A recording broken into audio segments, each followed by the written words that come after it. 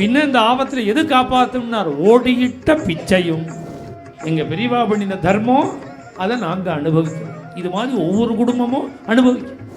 எத்தனை பேர் கஷ்டம்னு வரா, அவள் சொல்கிற கஷ்டத்தை கேட்டாலே நமக்கு கஷ்டமாக இருக்கு. ஒவ்வொரு குடும்பத்திலையும் கலிபுருஷன் பூந்து விளையாடின்றிருக்கான நிறவின்றிருக்கான். கல்யாணம் ஆனால் அதை விட பெரிய கல்யாணம் ஆகாமலே இருந்தால் தேவலான்னு ஆறுதுப்போம்.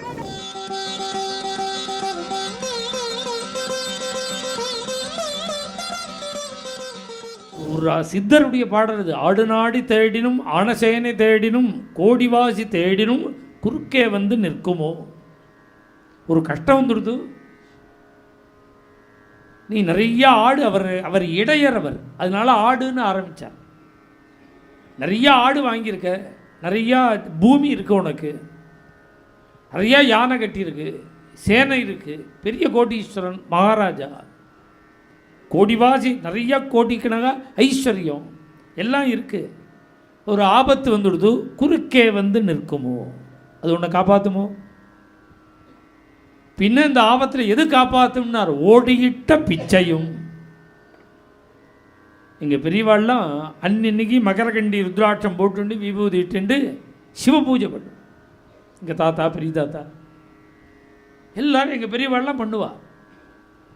இப்படி கிராமம் தானே, சிவ பூஜை பண்ணிட்டே ருத்ராபிஷேகம் பண்ணிகிட்டே இருப்பா. வாசலில் பிச்சைக்காரன் வந்து அம்மா பிச்சை போடுங்கன்னு கேட்பான். இந்த பாட்டியெல்லாம் உள்ள காரியமாக இருப்பாள்.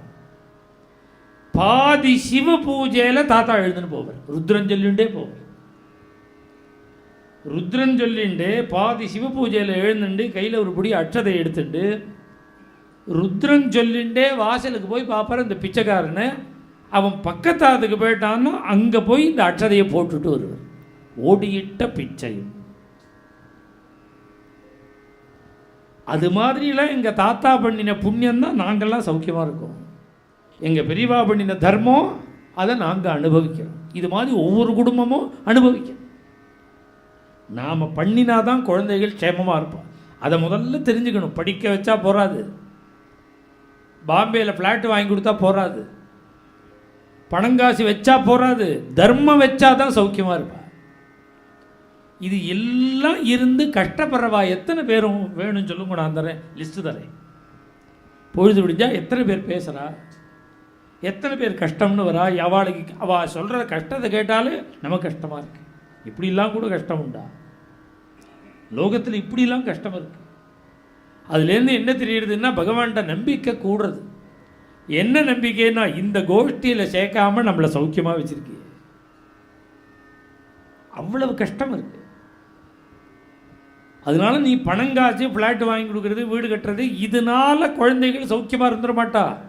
நீ தர்மம் பண்ணினா தான் சௌக்கியமாக இருப்பா. அவளுக்கு எதை சேர்த்து வைக்கணும்னா முதல்ல தர்மத்தை சேர்த்து. ஒவ்வொரு குடும்பத்திலையும் கலிபுருஷன் பூந்து விளையாடின்றிருக்கான நிறவின்றிருக்கான். நான் கல்யாணமே ஆக மாட்டேங்கிறது. கல்யாணம் ஆனால் அதை விட பெரிய கல்யாணம் ஆகாமலே இருந்தால் தேவலான்னு ஆறுதுப்ப.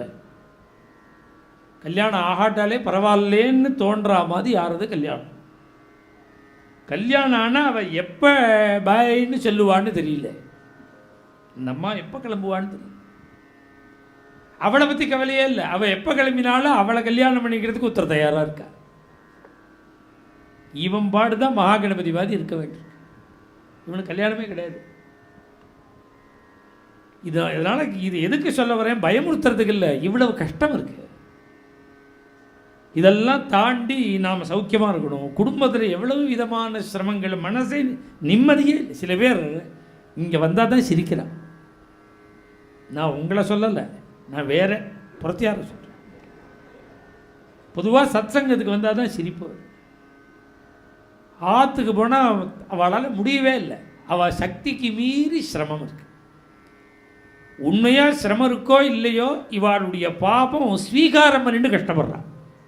மேலும் இது போன்ற சிறப்பான நிகழ்ச்சிகளை காண இப்போவே லைக் பண்ணுங்க, ஷேர் பண்ணுங்க, மறக்காம சப்ஸ்கிரைப் பண்ணுங்க.